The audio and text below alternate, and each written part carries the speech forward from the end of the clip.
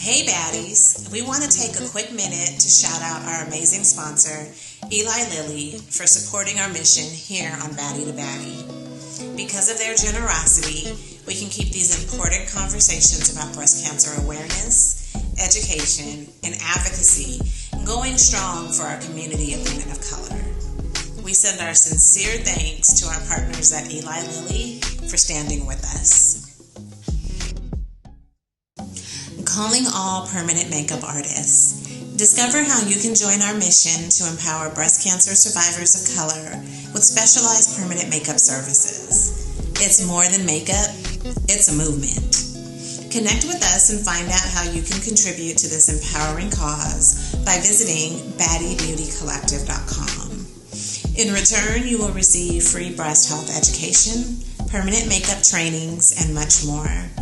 The Baddie Beauty Collective is brought to you by For the Breast of Us, Artistry by Zuri, and PM Yukon.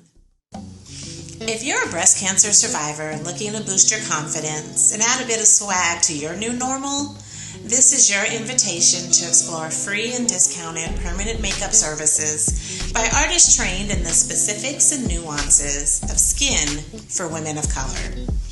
From eyebrows to 3D areola and scar transformation, join us and let your journey of empowerment begin.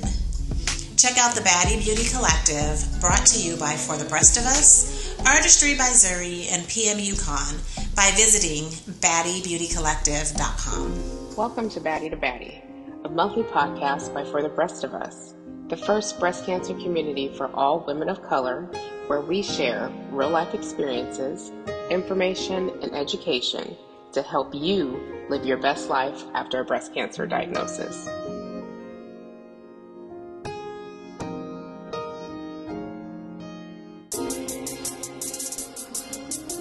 Welcome to Baddie to Baddie.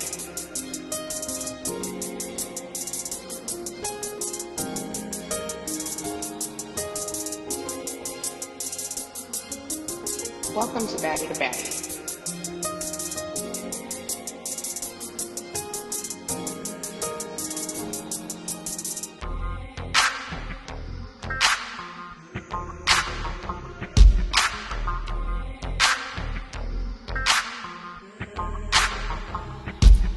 Hello. Welcome everybody to a special episode of Baddie to Baddie, brought to you by For the Breast of Us, an all-inclusive community for all women of color who have been impacted by breast cancer. My name is Marissa. I am the co-founder and CEO of For the Breast of Us, and I have a special guest joining me today, Carlo. Hello, Carlo. How are you doing? Hi, Marissa. Doing well. Good. So Carlo has a special story, and I invited him here to kind of talk with me today, just so we could talk about his wife, Frida, who is an active member of the breast cancer community, and they have a special story. Carlo and I connected just to give everybody a background story because his wife, Frida, applied for our in-purpose on-purpose scholarship that we have specifically for breast cancer thrivers, survivors, and previvors in our community to help them with the financial toxicity of a breast cancer diagnosis or just being impacted by breast cancer either way. So Carlo, let's talk a little bit about if you want to introduce yourself to our listeners and our viewers and let them know who you are and how you and Frida kind of met and your story. Oh, okay. So I'm Carlo Alvear. Currently live in San Diego. And my wife, Frida, we met back in college, actually, back in, what year was that? 2008. Mm-hmm.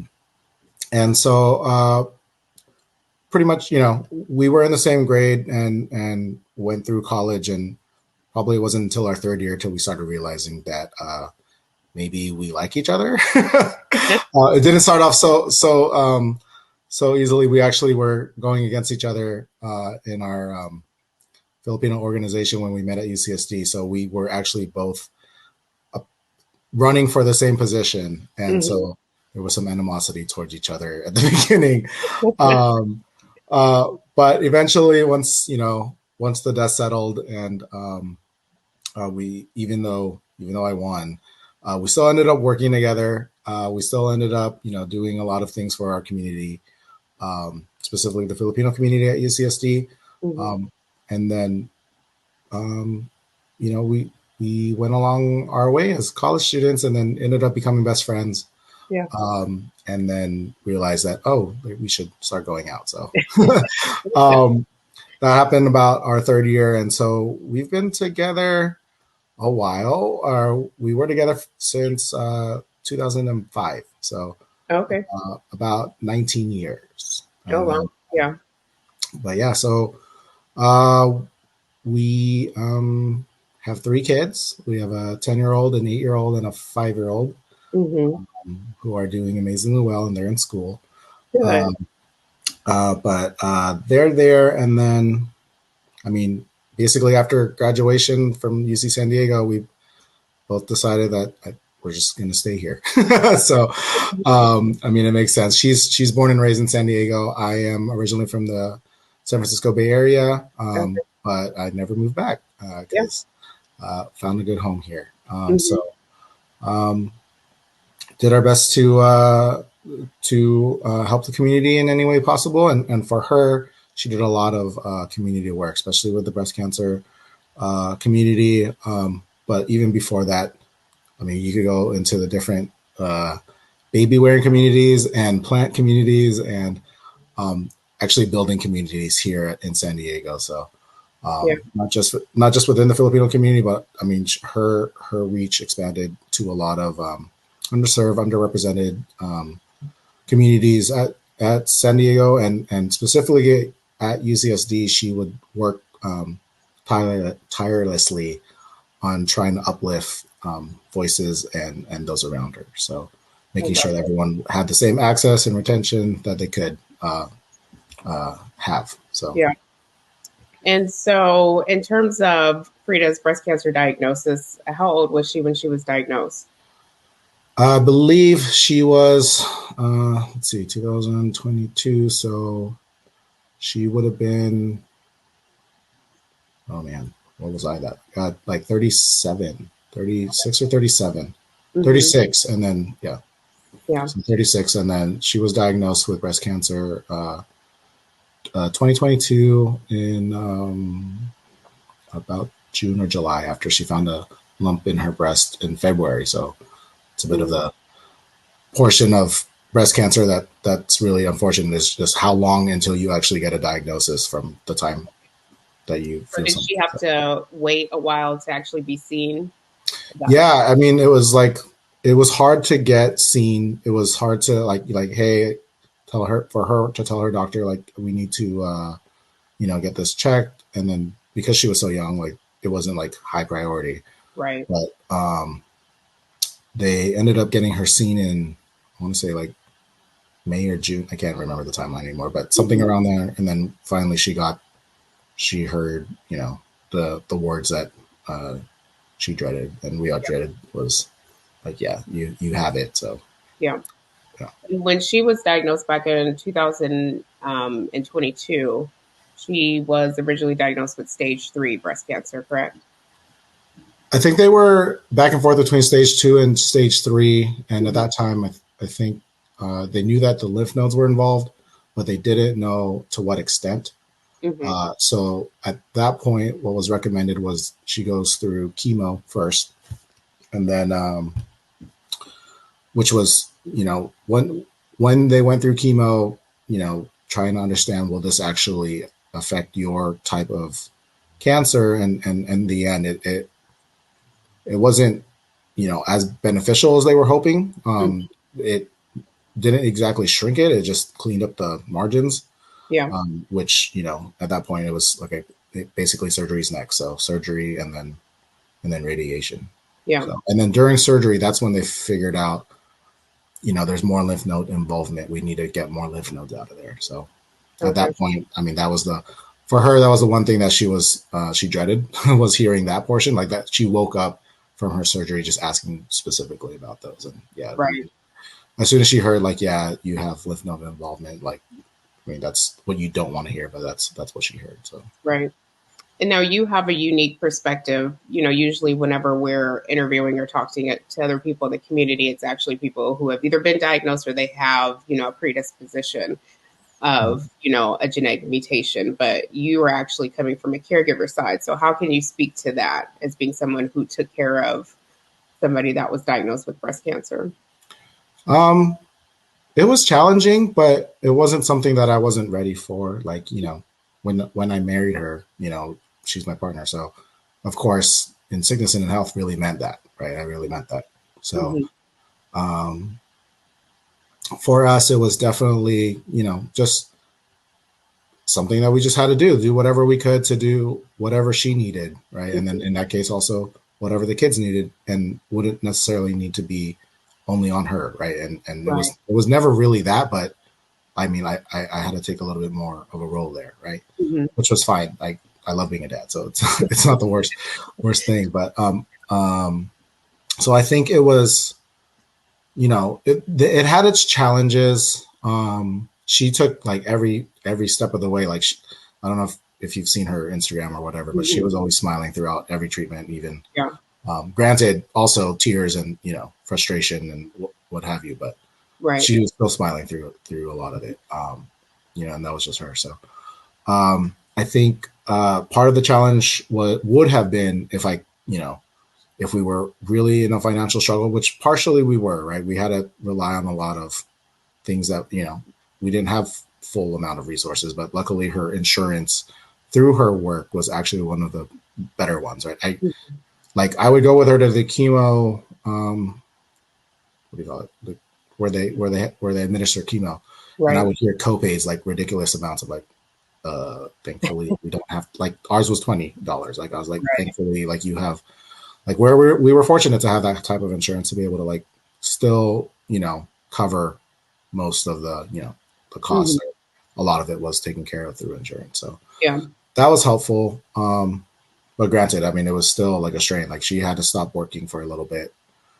I was luckily, with my role and my position, I was able to do a lot of work from home or work around different times of the clock. So it allowed, like, I had to have that conversation with my boss, and they were completely understanding, and actually got me into a role that was even more flexible than what I had previously. So it was definitely helpful in a way of, like, I could have taken time off, and maybe I probably should have, like, looking back at it, I'll just, like, take that time off. But at the same time, I was still able to help us, get through it, as an engineer, and try to get stuff still paid for while we're, going through all of it. So. And in terms of your kids, were you both really honest with them about, Yeah, so the day that she found out, like, that was a rough day, and they knew something was up, but they didn't know what. But we also didn't want to hold it from them. So, like, from the beginning, like, we had to break it down for them. That's kind of like the hard part. Like, how do you explain cancer to, at the time, 8-year-old, 3-year-old, and a baby, like, infant, right? Right. So it was challenging, but at the same time, like, there were different resources that she reached out to also, help, with that communication. Granted, like, the day that we knew and found out it wasn't an easy conversation, but it was still something that we were able to communicate pretty well to the kids. Yeah. And then there were other programs that were available for the kids to kind of just, go through different activities with other children that were having parents with cancer, so that they could kind of, talk through what they were feeling, or just doing activities that would kind of help them understand, like, what does a caregiver do, or what does why are we wearing these masks right now, or things like that. So they have, like, some pretty cool pictures with their mom of, like, they have, like, masks, and they're working on a teddy bear with putting Band-Aids or something, or whatever. So like, even throughout her treatment, it was different things, right? Her hair was going to fall out. I was like, well, I'm going to shave my head, because you don't want to freak them out with with just your hair being, you know. Right, right. And so I shaved my head, and then I went downstairs and said, all right, here we go. Like, Mhm. and then that freaked them out a little bit, but I think it lessened the blow, right? Yeah. For when their mom came down. So Yeah. I think it was, we were doing it together and trying to make it as easy as possible for the kids, even though, I mean, it can't be. Right. Right. Um, Now, Frida was very involved in the breast cancer community. I know that she came to a couple of meetups that we had in the area, which was nice. Or, she always posted, some of the merchandise that we have, just kind of showing support, not only just to the community, but just organizations that she was really close to. So did she ever give you, tell you any of the things about, coming to the meetups or meeting other people in the community and what that was like? Yeah, absolutely. Like she loved it, and it wasn't just going to the meetups. Like she would be heavily involved in the planning of the meetups, or heavily involved in, just having the conversations through Zoom or wherever, like with a lot of the breast cancer communities, and just like I knew that that's part of what she needed to be, to help, be in that space and just and make sure like others around her, felt her presence. Like if you know Frida, or if you've met Frida for like even a minute or two, like you would feel her presence. It's crazy how many stories I heard of like how like I only knew Frida for like one day or like a few hours, and I like she had such an impact on me. I'm like, of course she did. Like, that was definitely her. So yeah. I mean, like for me, like I knew that was part of her makeup, like, and what helped her continue to heal, have that emotional attachment to others, and make sure also that she's there for them. So that's a big thing for her, like just to be part of a community, and really embracing a community with what she could give and what they give back to her. So now, just reading some of Frida's story, she was diagnosed with metastatic breast cancer earlier this year, it sounds like. And for everyone that's watching or listening, so metastatic breast cancer, or what some people also refer to as stage 4 breast cancer, is when breast cancer cells have traveled to another organ in your body, such as, of course, your lymph nodes, or another organ like your lungs, or your brain, or your spine, things of that nature. So tell us a little bit about that when she was diagnosed with MBC. So that was a rough one. So one of the things that she knew, based on a second opinion, was always, or for once you are, considered NED, still have your yearly checkups, especially for her, because it got to her lymph nodes, right? And it wasn't until she advocated for herself during one of her normal checkups with the oncologist. Thank you. It's been a minute since I've been around them. With the oncologist, to like say, hey, I think I need to go get, scans, because that's what they recommended. So they did. And that's when they found things in her liver and I think her spine, right? And that already freaked her out. And then they didn't do a brain scan, but they eventually found, like maybe a month later, that there were stuff in her brain too. So it kind of, forced us into going towards a different route, because they found out that, yes, she was hormone positive before, but it mutated somehow, or whatever was left was still there. It was triple negative. So from that point on, we knew that we needed to try to get to at least a different, and in this case for us, it was through UCSD, to try to get to like the more cutting edge stuff, as opposed to the I don't want to say basic treatment, but like the treatment that you would, So in this case, we knew we would, in theory, have to go down the, it's not experimental path, but the clinical trials or things like that, to try to combat this any way possible. So, so once we found that out in, like, I think it was like January of this year was her scan. And then it was just a full go. Let's just try to figure out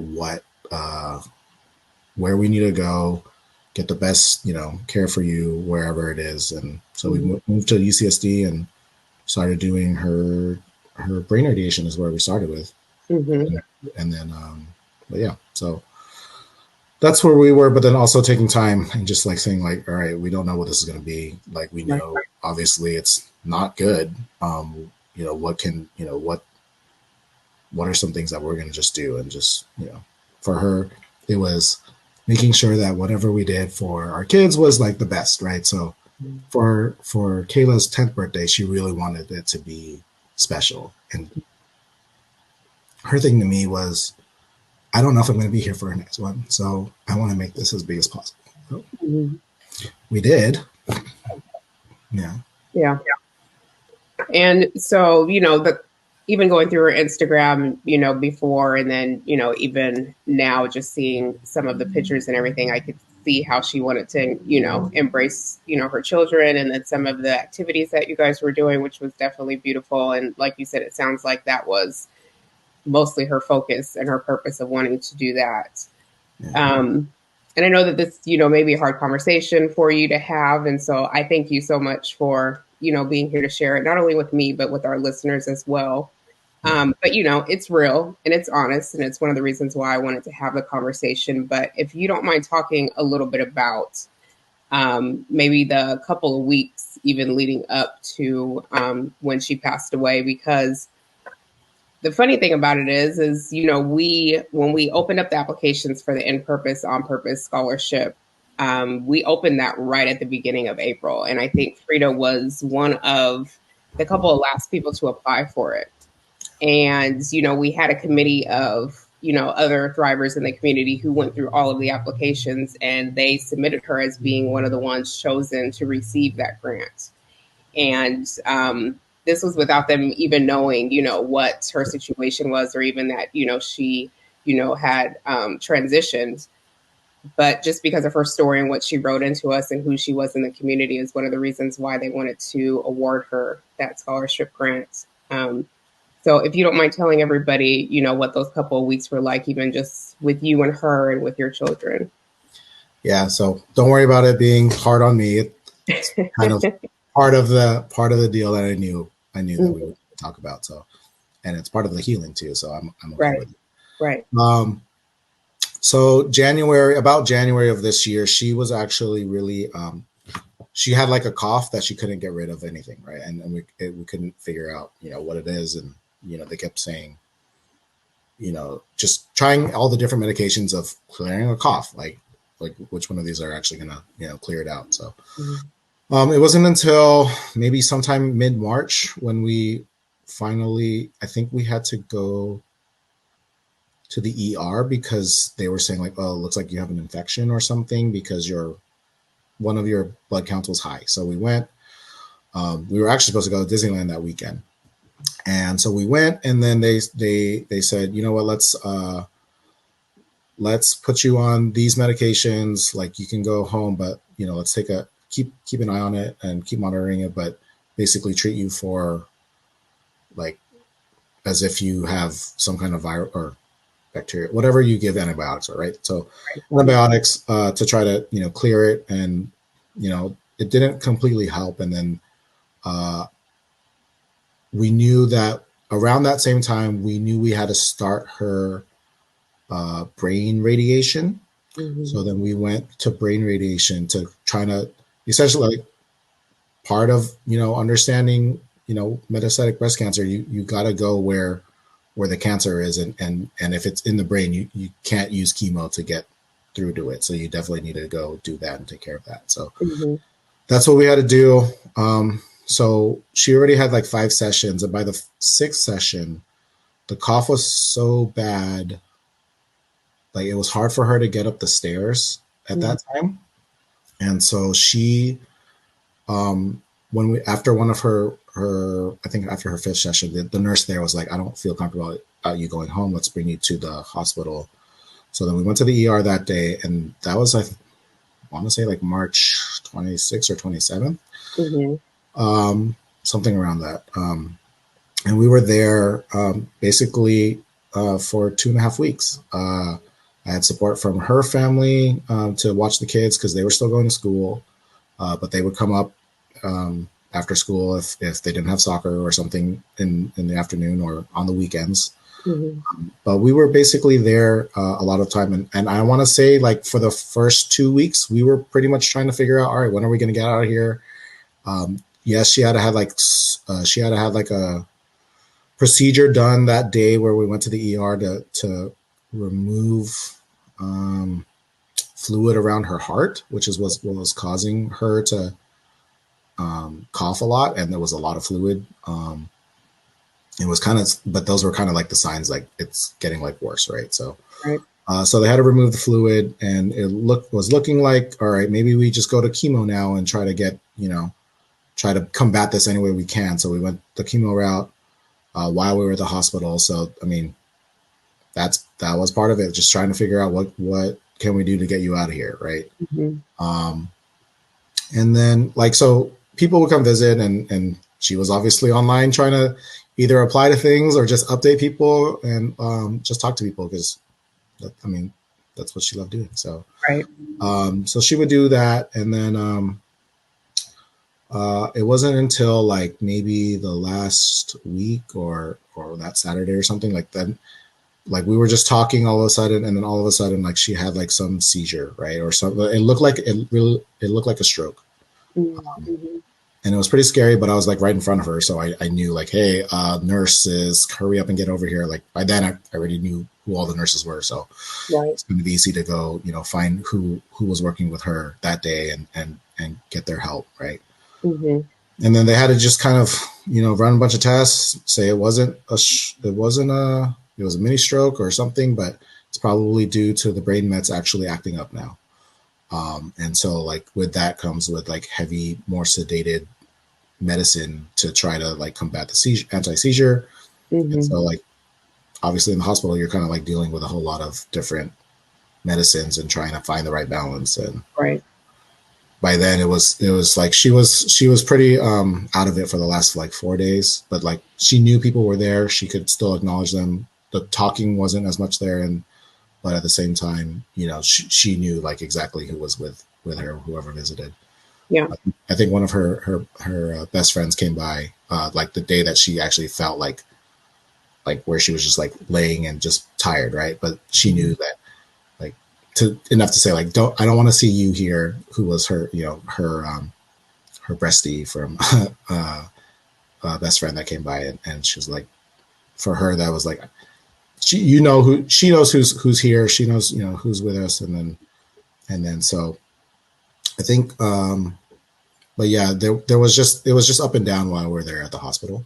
And it's like, oh, maybe this is a breakthrough, or oh, this is getting worse, like, and then like doctors would have to come in and just like daily, like, just to make sure, like, okay, this is looking better or this is looking worse, and it's just kind of monitoring everything. And me being there the whole time and being able to have that time with her was still, it's like a weird blessing, but like, just to be able to still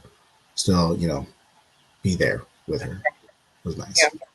The last day, it was actually pretty joyous. They gave her like some drug that like kind of woke her up from all the narcotics that they were pumping in her for the pain. And really, it was like a jolt of energy that she had on the last day. So she was talking a lot more. She was bright and spirited. She was dancing if anybody was playing music. She was joking the whole time. A lot of family and friends were able to come that day. I had a feeling it was that day. I was like, grab the kids, bring them up. I think it's today. Even though I wasn't really sure it was going to be today, I just had a feeling like, just bring them up, like, forget school. Right. And then yeah, for her, it was an amazing time to, be able to, say our goodbyes. A lot of loved ones came by. I want to say that they were supposed to only let 2 of us in at a time. Towards the end of the day and afternoon, it was probably like 50 people in the room with her.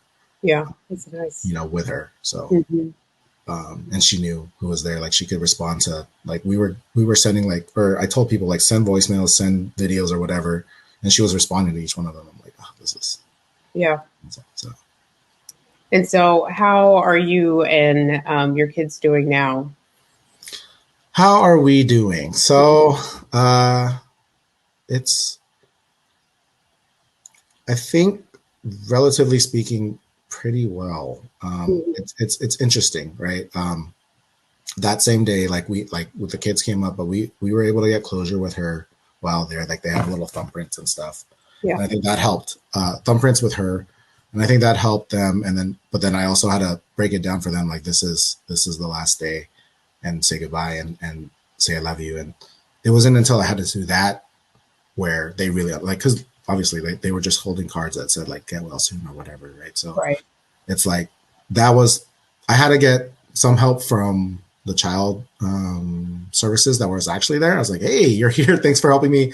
How do I communicate this to the kids Right. and get it right? And I think them being there and helping guide me, and then of course they had to leave, like, because it was at the end of their day when I actually had to give the real talk, but they prepped me enough to the point where I was able to communicate it to the kids. Mhm. They, I know our daughter wanted to stay in the room, but then the boys, they just, I said, just stay outside. Like you don't have to, you don't have to be here if you don't want to. And Right. they were okay. Right. So Mhm. after that, like I said, there were 50 people in there with us. It didn't end there. Right. Mhm. Um, After that, we, obviously, like we had prayer that day. And then the next day, people who came from like New York or LA or San Francisco, like were over at my house already starting the planning to help me, so I Mhm. didn't have to lift a finger Yeah. in terms of either watching the kids or prepping for like what are the things that we need to take care of. Mhm. It was amazing testament to the community that we built. Mhm. While from UCSD, I mean, like a lot of our friends were from UCSD, right? So our community was strong, and I felt it, um, from that day on. I already knew it was there. It's just it's amazing to see when it actually, you know, Right. comes when you need it the most, right? So Mhm. I think that helped me the most, was just making sure that like we were going to be okay, Mhm. and that things were getting taken care of, and it didn't necessarily have to all fall on me. Right. Um, and granted, yeah, some of it does, but I barely lifted a finger for those, like up until the funeral. Like I was able to, yes, I had to make a lot of decisions, and yes, it was like really difficult decisions, or like just not even difficult, but just like decisions, right? And Right. um, having a having people around, having people with us was helpful, and then just constantly, like, now at this point it's like, all right, how are we gonna continue her legacy? Her Mhm. daughter ran for secretary this year, and won like a couple weeks ago because her mom was PTA of I'm sorry, secretary of the PTA for the school. So Right. Right. Mila wanted to do the same like her mom, so she ran, and she Yeah. used a lot. She used the quote from Frida about like community in her speech, and I love it. yeah, so we're definitely keeping her legacy alive, and trying to do different things. So Yeah. And she, Frida, like you said, and I've said before, is she had a really big impact on a lot of people in the breast cancer community, which has been amazing to see. I'm sure even from your perspective as well. I know when I reached out to you, letting you know that Frida was selected as being the scholarship winner. One of the things that really touched my heart is you had said to me, my family has been so blessed, since Frida's passing, that I would love for you to give that scholarship to somebody else in the community who was thriving, which, like I said, it touched my heart that you did that. And it was such an amazing thing to do, because it's, I know that that was Frida's legacy, to always give back. And so to see that you wanted to do the same was great. And then just to let you know, is we actually passed that grant along to another young woman who was living with metastatic breast cancer for her and her daughter. Sadly, she recently passed away as well. But that grant went to her daughter, who's going into her senior year of high school. So just to show you how those things keep, it's always, we're always trying to help everybody along the way, yeah, which I'm sure that's something that you and your family are still wanting to do in Frida's legacy as well. yeah, trying Yeah. to trying to do a few more things with her. Trying to start up a scholarship at UCSD under her name. Hmm. Uh, like I said, like a lot of the things that we're doing are with her in mind, Yeah. obviously. And Yeah. that was an easy thing. Like I knew that I was like, especially when you're in it, it's hard to get people to care, Right. to give, money. And then when somebody dies, it's like, oh, everyone all of a sudden cares. It's not actually that, but it's Right. like, No, I get I it. mean, Yeah. really, it's, I know that when you're going through the treatment, it's difficult to get what you need, Mm. because like it's like it could be years long of a fight, right? Right. So Yeah. you You don't just never you know. never know. So it Well, was a decision on my end to yeah. get back. Well, what's something that you want, as we kind of, wrap up our time here? What is something that you would like the community to know, not even just about Frida, but even about your family or just the breast cancer community as a whole? Hmm. Um, I think so. I stole a quote from her Instagram because I was asked a couple of weeks ago to help with a program that both Frida and I went to, or actually were academic transition counselors for, Mm-hmm. and it's called Summer Bridge. And so they asked me to, give a quote of Frida's because they wanted to help use that to be the theme, Mm-hmm. right, of Summer Bridge, right? So I found one, and it kind of spoke to me, and it has to do with communities there to ground you and uplift you. And I'm butchering the quote already, but I could share it later. But then and they're there for you in the highs, the lows, and everything in between, right? Mm-hmm. And so that's something that spoke to me, and it was easy to just point to that and say, like, this is exactly what she,